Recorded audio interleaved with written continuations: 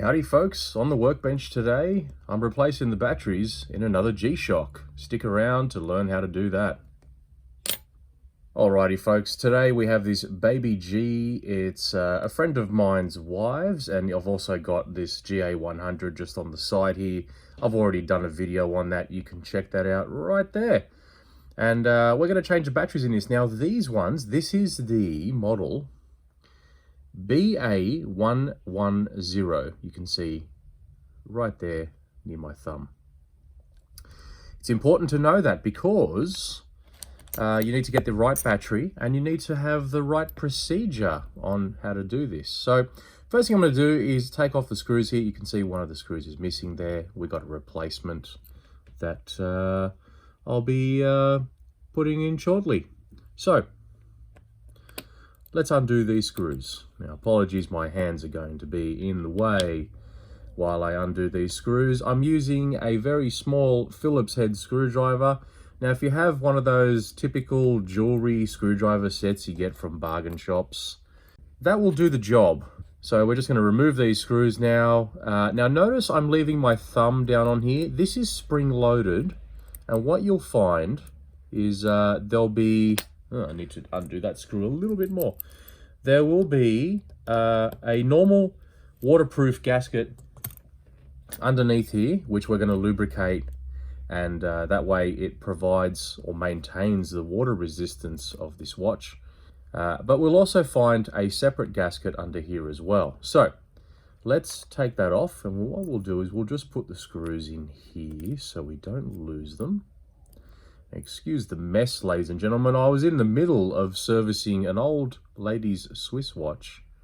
So this is the gasket I'm talking about. Now, no biggie with this one. We don't need to lubricate it, so I'm just going to put that aside here. But the gasket we will need to lubricate is this one right here. So we're going to leave that aside as well. We'll give that a bit of a clean in a moment. We're going to have to get a really small screwdriver in here that's going to help unclip this battery clip. And there's two batteries in here. The batteries we are using are SR726SW. You have to be very specific about that. So I'm going to get my smallest screwdriver I have. Let's see if we can pop this open. Oop, there we go. Now, if the movement pops out, no worries, no big deal. However, to push it back in, what you're going to have to do is make sure, see these little springs here? You're going to have to push them back in to make sure that the movement seats back into position.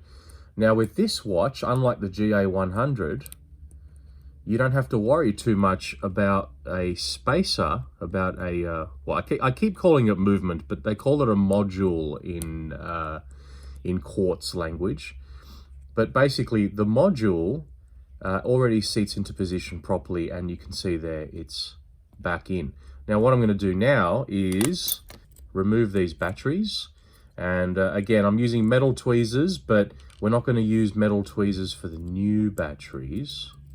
And we don't want to use our fingers either. So first of all, I noted the orientation of the batteries as well. So positive side is up, and I believe it tells you on here as well. Let's have a look. After replacing the battery, connect AC with negative using tweezers. And here it says positive up, positive up. So we're going to grab our new set of batteries. I'm going to use a different set of tweezers for that.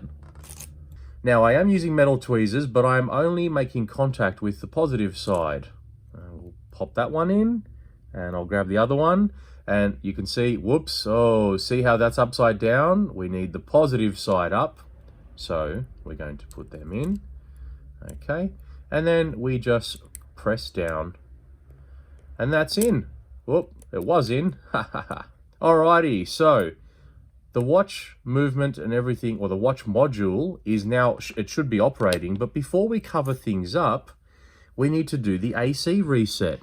Now, what does AC reset mean? It doesn't mean AC as in air conditioning. It doesn't mean AC as in voltage. What it means is all clear. Now, what that does is essentially it's kind of resetting the computer for a quartz movement. So I'm going to take a close look here and find where the AC is. I believe it says AC right here, and I'm going to short that out somewhere. Let me have a quick look. Okay, folks, I've had a really good look under my eye loop, and that definitely does say AC here, and it's got an arrow. Now, see these little gold terminals? Okay, what we need to do is make contact with the one that the arrow is pointing to, which I think is this one right here, and we can see a minus sign right here. I don't know if you can see that or if it's coming up in the camera. So I'm going to put the watch flat down, and I'm going to press my tweezers on there and make contact with this metal housing. That should give me the all clear. The next thing I'm going to do is take these old batteries out of the way, because I'm going to grab my silicone greasing gasket thing. Now, all this is just 2 little sponges that have been impregnated with silicone. And what you do is you grab your case back gasket. Now, again, you don't need to do this one here. So we put that back. We won't worry about that. I'm going to put the lid on this, and the 2 sponges are going to squash that gasket in place. Apologies for being out of focus there. And we're just going to do this. We're just going to turn it with a little bit of pressure, not too much. You don't need to break it. And we're going to undo it. And the gasket usually sticks to the lid.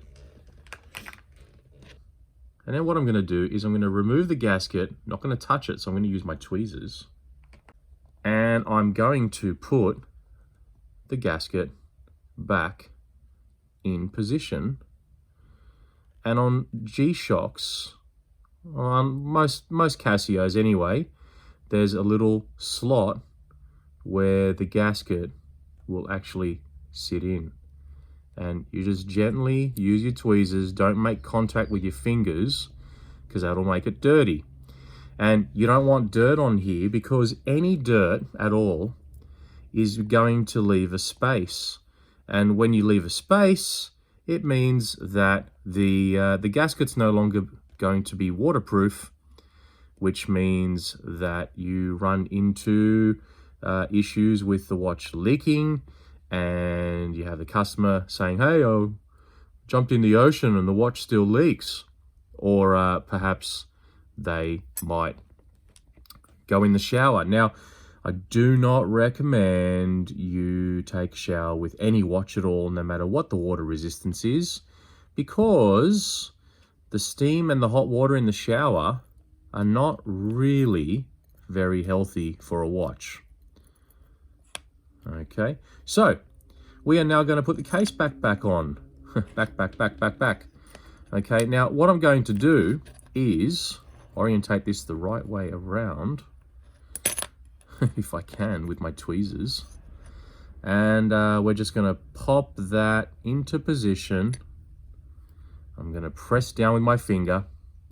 And while I'm letting that make contact and putting pressure down, I'm just going to put 2 of the screws in.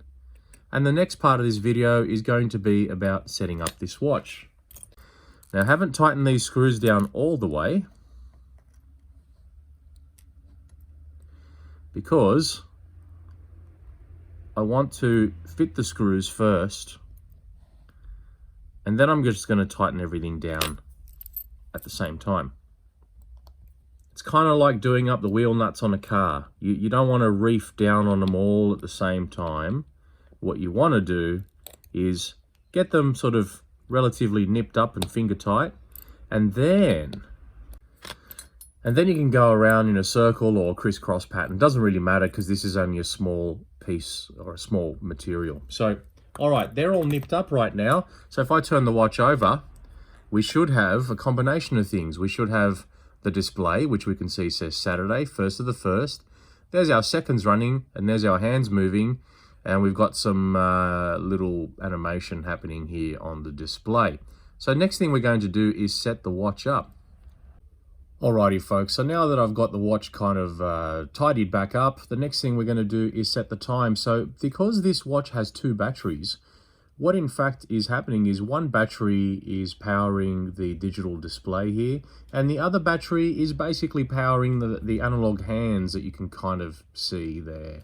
Okay, so the first thing we need to do is look at the buttons on here. I believe this is A, button B, button C, button D, okay?